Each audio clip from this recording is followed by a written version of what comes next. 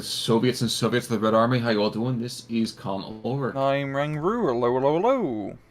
And folks, we are looking over here at Shechedrin for another matchup for the Burning Baltics tournament. Rang, tell us about the victors here. Or the victims, if you prefer. On left hand side in the blue, we have Iadris playing as 11th SS with a Maverick income. Right hand side in the red, we have Paulus playing Group Fejunking with a Vanguard income. So Nordland, I believe this actually is the first time we're seeing them. What do we know about them? What's the kind of deal? Another German SS mechanized division. They got the armored cars, they got a decent amount of tanks, decent amount of AT. There's a rather well-balanced division overall, mainly focusing in a lot of infantry. And then we've seen Fejunkin before, which is been pretty mediocre last time we've seen them, so maybe Paulus can pilot him a bit better. But just looking up north, it is getting really hot with the Flammenwerfer charges and a whole lot of armored cars. It certainly does seem to be that way, doesn't it? It's a hot time in the old town tonight, I will say that. Yeah. Down to the south, though, not much better. I mean, that hillside is just always just a giant mess. And I feel like we're going to have one of those weird kind of things where each force's left flank is going to see greater success than their right. They're gonna just like trade flanks essentially. Exactly. It's always such a classic maneuver. It becomes Exactly. a rush into who can push whose flank the fastest. You know, you laugh, but at the same time, I can definitely see that happening here. I think what I am not so much fascinated by, but looking over here to the north and looking back down here to the south, if I am the Nordland Division, I'm worried about my Südland right now. Well, Yeah, they're the north. They have to play in the north, you know. It's true. Top tip, guys, if you ever face Nordland, they're always gonna go north. So just make sure you have blue left and red right, and they'll always be attacking the top of the map. So just change your perspective, and you'll win the day. Yeah, 100% guaranteed. This is a tip from Khan and Rang. No. This is just from Rang. Khan's here, but it's just from Rang. There's an asterisk, not responsible for your win-loss record on this. 231 to the north, definitely engaging a lot of these stroke DTs as they're coming on in. And these guys, again, like over here on Tuesday, weirdly enough, the Germans have an on-paper infantry advantage. Mm-hmm. And even then, quality-wise, I might even argue they have an advantage in quality as well. Yeah, they got all the Panzer Grenadiers, which is nice. Some of the Panzer Grenadiers are equipped with MG26s, which is... And also MP28s, like... Some of them are definitely making do with what they got, but still... I mean, yeah, those ones are only 20 points, to be fair, so... They're not that bad. But yeah, they definitely have the infantry advantage. Fejunking has like alright infantry. The strokey DTs are one of their main gimmicks, and I find them to be pretty underwhelming just due to their small squad size, even though they have a rather beefy machine gun. Yep, that DT is certainly pretty darn good. I mean, 750 meters is nothing to laugh at either. And having that increased kind of minor utility with the Molotov cocktails is nothing bad. Yeah. But they just don't have the survivability, unfortunately, compared to your 10 or 12-man infantry squads to really survive long enough to get all that firepower on the field. But yeah, Paulus definitely trying to, utilize, the few tanks that he has early on those Shermans and T-34s to try and deal with the mechanized play. And the thing is that if he takes out, like he did already, the Puma or two, that's a hefty kick in the cojones for Iadris. So yeah. I don't know if it just has to kind of last over here until B till he gets those Panthers, or if he's just going to kind of roll over. It definitely seems like, I mean, with his Maverick income, it's going to be another one of those matches. Or also, Paulus is playing Vanguard, so, I mean, both sides are wanting to win in the first 20 minutes. So if it goes to C phase, the difference is really not that much of a pain in the ass. But right now, in these first 10 minutes, it's really down to Paulus to make the plays happen. Interesting with this Stug in the south, who is in a rather lousy position. Yeah. He could have even shut down this minor armored push from the Emtra and the T-34-85. But it looks like he's looking to rectify that right now. No. Okay. Well, Nope. MP26 might have something to say, get said here as well. There we go, I think. Oh yeah, so I've got eyes on the Sherman at least, because it moved up the hill. It's not gonna. It's the stabilizers, though, man. The stabilizers. Not gonna see him this time, yo. Stunk for getting that snipe. I do like how Paulus is gonna be pushing onto the other hill position in the center, just as some Chernos, but hey, it works. There's not a whole lot of infantry in there right now to worry about. Well, by the same token, we are going to see MG26 Pigrens shifting forwards. They got to get out of that stinking truck, though, before they get 86'd by the 76-2, and it's going to happen. Ew, that hurts. Yikes. Yeah, northern position from Paulus is definitely stabilized a little bit after getting thoroughly kicked out of town. He does have a bit of a foothold in it, at least, which is all important. But if you get fully kicked out, you're not going to be able to move back in easily, so to speak. But yeah, it's just mainly focused on the Chernos and Strokies, which we'll see how it have to do. I mean, he's just fighting against the spam of Panzer Grenadier MG26ers, which are also pretty mediocre. This certainly will be the case, and that, yep, there we go, and that half-track that was holding a hefty amount of territory in the center goes down. Yeah. Now, a dual Stug in the south. T-3045 is kind of aggressing ever so slightly. He might be able to see the Stug. No, Stug backs off just in time. Yeah. And yeah, if Iadris can just get used good armor trade, so down south that's not happening. He does lose one Stug, and it feels like he's going to lose the second here. I mean, both sides don't really have a whole lot of tanks at their disposal, really, so they want to be a little bit cautious in how they trade with armor. Oh, we got the Ardo. Let's see a jet plane. You can hear that scream. Oh, I know. Man. It's so weird seeing a jet plane. It's such magical technology. Brings me back to War Game. Yeah. It's not that fast, I believe. I believe No. like the fastest one goes like 600 kilometers an hour, which I believe some planes do go faster than that. So it's not the Wunderwaffen technology that you'd think it is. It was actually, I think it was still an early model of it, though, too. So this is not the turboprop going through the center of the nose. This is the junk on the sides here. ME-109 kind of overflying the top here. Not entirely sure why he's up spotting. there. He's recon. Yeah, but when was the last time you saw a recon plane actually get used for a recon? That's true. It's his an oddity, but he is actually he's trying to chase down the Ak-90 now. But he should have good eyes on what's up north, which is a whole lot of Shermans and a whole lot of Chernos. And the question really is whether or not he can churn out them into paste. If we get to Phase B, and we're going to gloss over that horrible joke, if we get to Phase B, we actually have the potential to see a Stukosafus, which is awesome, because the last time I saw one of those, I was still commanding, Company of Hero 2 troops. Oh god, Don't that's get to in see the them very support often. tab. Oh yeah, It has it's the support indirect tab. fire. That is an interesting choice. I think it'd be an artillery unit, but I believe it has the gun. I don't know. It's the Company of Heroes thingy that ruined your day. It is awful to get hit by and awesome to play as. So the question is really which side of the fence you're on. If you're American infantry blob, you're not going to be happy. Heck, if you're the Soviets, and that's your shock troops are going to get pasted hard. Yeah. But yeah, the town fight is looking a little bit better here from Paulus. So Strokies in close range and the Molotovs and lots of CQC weaponry can do pretty well against the Panzer Grenadier squad. We also have these Sweden Sugs, which I believe are Swedish volunteers, and they are a recon, but they're very well equipped. Yes, you are correct. Interesting thing, actually, we were discovering just in the kind of divisional history overall. The Nordland Division is a kind of a offshoot of the Viking Division. Really interesting formation kind of idea, and as the Stroke DTs are moving in to light the fire of these MG26 P Gruns.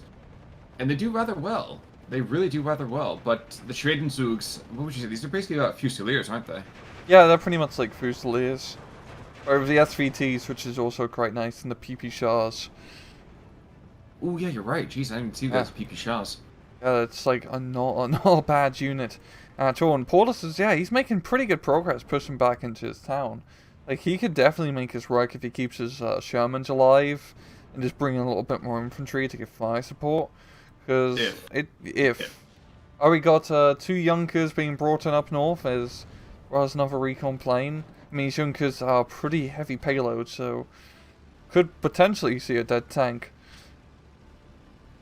There's still a Yak 9T though, who's gonna definitely get to the first Junkers. He's gonna go down. Yep. Yeah. Although once he stepped into an attack run, he's probably gonna pace the wrong neighborhood here, but oh wow. Yeah. A little bit overkill for one stroke of DT, but it's going to save his butt for now and stop that push. It certainly is. And there's a Pack 40 who's up to the north on efficient shot, I believe. So yeah. Not going to worry too much about that. Down to the south, like I said, this hillside is thoroughly bleeding. Yeah, Paulus is doing really well in this match. I mean, it's 15-9, and he doesn't even have the income advantage. He's actually down by income quite a bit, but just the position of the southern hill, as well as the central hill position, and it's really just Chernos and Maxim's holding it. He's doing great. I wonder what Iadris has been doing, because it seems like he doesn't have a whole lot on the field. But he is getting a Panther out, but he doesn't have anything else to really support it. And therein lies the rub, doesn't it? Is that whenever you go behind, there's that awful feeling where you think to yourself, okay, what do I do to get back in this? Do I get foot troops? Do I set up a base of fire and try to move underneath with support? Like, what's the deal? And I guess it really kind of depends on who you're fighting against. Against this particular division right here, this, Fedaykin, or I'm never going to say this right, Fedyukin, I feel like you've got to be up in their face. You've got to be aggressive. You can't depend on these kind of, like, single blocks, though, with these tanks. These tanks are not going to be the efficient kind of game winners for you. Yeah, I mean, he definitely lost out pretty early on with those tank engagements with his thugs against all the armor, but now on his southern side, I don't really feel like he's going to be able to get in here. Fedyukin has a lot of anti-tank, and we are seeing the 100mm anti-tank gun being brought in, so if I can get eyes onto the Panther, there's not going to be a Panther. Okay, so a quick thing, by the way, so the AR-234, the B2, yeah, 560 kilometers per hour. So yeah, not that fast. I believe it's the it's the heavier loadout one. I think it's a lighter loadout one, which does go 600. But yeah, it is very cheap here, if I recall.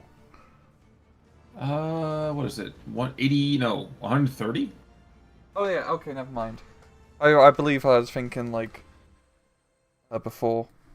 Like well, then you gotta worry about all the ball bearings, and you gotta worry about putting all the bombs in the pickle barrel and things like that. Kind of like changing the engine after 10 hours of use. Exactly. Yeah. Exactly. Do you really want to rebuild that transmission? I know I don't. Pioneers, in the meantime, going after the Chernos over here on this middle hillside, and this is where the Chernos become a bit of a liability, because Pioneers should never lose, even in a uphill battle, no pun intended, against superior numbers of Chernos. Yeah. Now doing pretty well. Well, squad after squad's getting sent away packing, and I think it's just the attritional fight might be the only thing that can save him here. Yeah, just hordes and hordes of Chernos, so, I mean, hopefully force those Pioneers to run out of bundle grenades, but they do have quite a few. Going to the north, the Cherno push is getting rocked pretty hard. The Schwedenzug, the Pioneers, heck, even the Pioneer not really having the hardest time seeing these guys off. I can't help but feel there needs to be a commissar or two, reinforce that loyalty to the Emperor. Just kind of stiffen their backs a bit. Like, I'm really surprised by how easily this push can get reversed. Yeah, if the MG-26 Panzer Grenadier is all going down, actually forcing to resupply his front line with Pioneers and actually good infantry is just stopping the Chernos in their track. As you can see, when you actually equip your German infantry with German machine guns, you just can't get close to them. You just get pinned down immediately. Yep. Yeah. And we're seeing Panthers finally being brought in, which is definitely going to give something that long-range firepower which Iadris needs. I don't know if that 7 run is really going to prove to be all that real, just due to the heavy amount of anti-tank on that southern hill. But the northern run, if he can maybe flank around a bit up north and try to engage some T-34s and armor from that position, he could be in a pretty good position to try and knock out Paulus's armor in general. No, interestingly enough, we did see just now Kidney Hills barely making it through. I mean, almost out of ammunition, actually, which is kind of funny. I mean, probably the closest we ever got to an actual World War II Soviet-style human wave attack. Yeah, it was just horde and horde of Chernobyl. But they all just kind of attacked, it seems like they attacked one by one, rather than one massive horde. In a combined attack, because then you could wait for the first grenade throw to happen. Then you have a little bit of time to just put down a lot of river and fire to knock him out. And oh, the Panther up north does go down! Yes, it does. Yeah, just the overwhelming Soviet anti-tank firepower will be enough to blow up that kitty here. We are seeing some SK-18s being brought in for some definitely needed long-range artillery firepower. He's going to need to use them to knock out these anti-tank guns. I have certainly lost that. Oh, the SK-18s are to the south. Okay, I was looking up to the north, and I was like, where the devil are they? Yes, but you know what? The reason that the Chernos came in multiple waves is because, you know, when the one with the rifle gets killed, the one behind him takes with the rifle and shoots. So that was the problem. And we also have that needle-nosed BS-3 down to the south. We actually don't see this guy very often either. Oh, yeah, it's a new unit exclusive to Fejunkin. We didn't see him last time. We saw Fejunkin play, but it is the most powerful Soviet anti-tank gun you can get. With a 200 armor pen, I can't imagine how you could say that. Yeah, yeah. Also, it could be used as a field gun, like with this 3. You know, it's not that great of an indirect fire gun. And I do like how the Soviets essentially made the majority of their anti-tank guns also have to be used as an artillery gun. Was it necessity makes... I forget the actual term for it, good lord. Oh, that's the worst feeling. Ugh. The worst feeling when your ground attack plane's like, you know what? I think I'll go for a bombing run. No, never mind, I'm down. No. Dude, you are in the bombing run.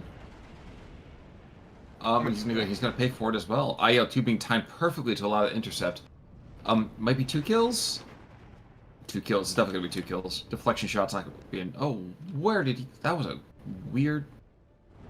Okay. Here we go. Alright. It was the worst feeling in the world when you have your guy... He's in his bombing run. He's in his dive, and he pulls out of it. Dude, yeah. You're halfway there. It's like the annoying thing with the Stukas. It's like the pro is like, yeah, they're super accurate when they drop their bombs, but when there's actual anti-aircraft in the field, it can be very difficult, especially in later stages of the match, to get those bombs off. You risk sometimes to just do like a regular dive attack instead of doing the fancy loop-to-loop. Yes. Yeah. Yes. Stukas and Fus. And I kind of forgot that they added in the 75 shotgun on it. Yeah, you definitely think it's a little bit overkill, you know? It's like, we already have these massive rockets on the side. You really need another gun. And the artillery park, by the way, gets hit by the IL-2, so that's one SK-18 down. Yeah. Yeah, Nordland definitely has some very interesting units with the Panzergrenadier MG26s, the Sukafus, the jet bombers. They're a very unique division just in terms of their equipment loadout. I do think, though, that you need to kind of formulate and group up your thought process on it, because I can see people getting a lot of very muddled ideas about this division. Yeah. Do I want to play it as a purely armored division? Do I want to play it as a purely infantry division? I think you have a lot of play to allow both and multiple, different fighting styles, but you have to understand going into it what your goal is. Yeah. Yeah, I'd agree, because you can definitely... It's definitely a little bit... You can do what you want with it. It would just have pretty good infantry, and... Yeah, in the town fight, it's going pretty alright for him. He does have a whole lot of Panzergrenadiers. It's just getting into position. I think what's really been screwing over Iadris this match is mainly the armor engagements, as he hasn't been getting on top of that And Paulus has been able to, I mean, he doesn't have a whole lot of armor either, but his Shermans are still alive, and they're into C phase now. And he still has ISUs available and SUs available to him as well as anti-tank, so he is doing pretty well. Just a quick thing in the meantime, so the jet aircraft comes in, and now that Rage in the south is just about a few meters smaller, because that thing's gonna hit again. No AT assets on it anymore, anything bigger than a couple PTRDs. Oh. Superior is now moving in and very successfully going to engage the western Kidney Hill. Pioneer Fury not going to be able to deal with 3 squads of Superiors, nor will that Pigren out in the open, so that's not going to be very good. But I think Iadris does have a good opportunity in retaking this hill. If he can capture that hill, he could potentially re-secure the Kidney Hill area. And that's a whole lot. This is really where he's losing a lot of his points. So this would really be his main focus of concern. I agree. And that's what he's doing. He's bringing in a whole horde of Panzer Grenadiers. Sorry, real quick thing. Stuttgarter Fuß, it is now firing in the north. Prepare to fire. And here we go. So we have the Wurfkörper Flammen shells. Actually, I don't remember how to say the rest of that part there, but I am super excited. We have 4 shells going in already. 5, 6. Please be beautiful, because this is now the first time we get to see this guy in action. And oh my gosh, short round. But I think he killed an Emcha, so you know what? Yeah. That's pretty impressive on the maiden firing here. That's not bad. So you're right. So the MG26 is going to get shot to pieces as the T-34-85 is on this hillside. And with Stroke is moving in the flank, newly arrived, this is going to get bad very, very quickly. Yeah, Stroke is definitely going to... Also with the artillery pinning down some of his troops, yeah. I mean, we do have the Stug in the town, does have the veterancy bonus, but... I mean, it's more of a chance that he's going to get blown up compared to the Russian armored forces. And he just cheated himself out of the kill on the T-34-85 by dropping 81 mil smoke on it. Oh. That is so unfortunate. He's not going to get up the hillside, I don't think. Oh, wow. No, Superior's backing off to allow him to do that. That is a unique call there. Mm-hmm. Of course, the his hill, is shrunken. he's like pushing through. But there's a lot of Strokies, and those Strokies are pretty even matched against those MG26 Panzer Grenadiers. Well, and like ground. Anakin should know, they have the high ground. It's over. Yeah. Yeah, Iadris not doing too great in the points. He only has 2 minutes left. It does feel like he does have an opportunity. Like, he's very close on the tip to getting, you know, his Kidney Hills back. And at least neutralizing the points bleed at least. But I don't feel like he has enough time. If he had a few more minutes, maybe. But even then, Paulus is, you know, clapping in right now with his IR2s to bomb the infantry pushing up. And that's all 3. Oh, jeez. 2 dead and 1 forced into retreat. Jeez Louise. Up north, in the meantime, a resurgent push over here out of Paulus is, I think, very much going to shut down the attempted German shove. As more Strokies just get poured in. And I thought the Germans were supposed to have a numbers advantage here, but it does not seem to feel like it whenever I look at the infantry fights. No, it's definitely been a little bit lackluster in that regard. Like, you feel like you'd have a little bit more in this town to try and stop against a horde of Strokie, but I think it's really just the armor that's been slowly picking off infantry squads one by one. I mean, you do have the Panther here helping out, but it's not going to do a whole lot in this town fight. Stug does go down, and yeah, the Strokie pretty easily can just finish off the rest of German infantry here. Yep, with, you know, the PP shots, the DPs, even the most in the guns. Yeah, that Panther is good, but he's going to run out of HE sooner than there's going to be running out of Soviet bodies, so... Yeah. Now, down south, he does manage to secure the Kidney Hills, which slows down the bleeding a bit, but still, I mean, that northern area, I don't feel like he's going to be able to get back anytime soon. And it's just going to be a huge flag loss, so to speak. There we go, it's down to 15, only a minute left on the clock. I thought the Ju-87's like, okay, you know that the anti-air gun is there. Can you please just take it out? That's the bombs off at least. Yeah, I'm stunned by that. I am truly stunned by that, and clearly those guys were too. Yeah, that's just going to clear it out for Panzer Grenadiers to move up at least. And little Katya actually speaks to the north. She's throwing down 82 mil rockets. Mm-hmm. So I think we did miss another barrage, or a nice, rather perfectly formed round from some kind of German artillery. I couldn't tell you what the heck that is. Katyusha, in the meantime, jeez, I always forget that she can fire all of 48 of those rockets. Yeah. She does not stop talking, I swear. This is constant. Ryan, we gotta get you to meet some other women, man. I don't know. Maybe it's because it's always the Russians. Stop mail ordering your girlfriends and we'll talk. Oh, okay. That's been the problem. I've been trying many different websites, but they end up always leaving and going back. Like I got passports here, but no, they just can't stand me. But anyway, that is another post. I got dark. But anyway, I was really close in kill. It was only a 200 difference here.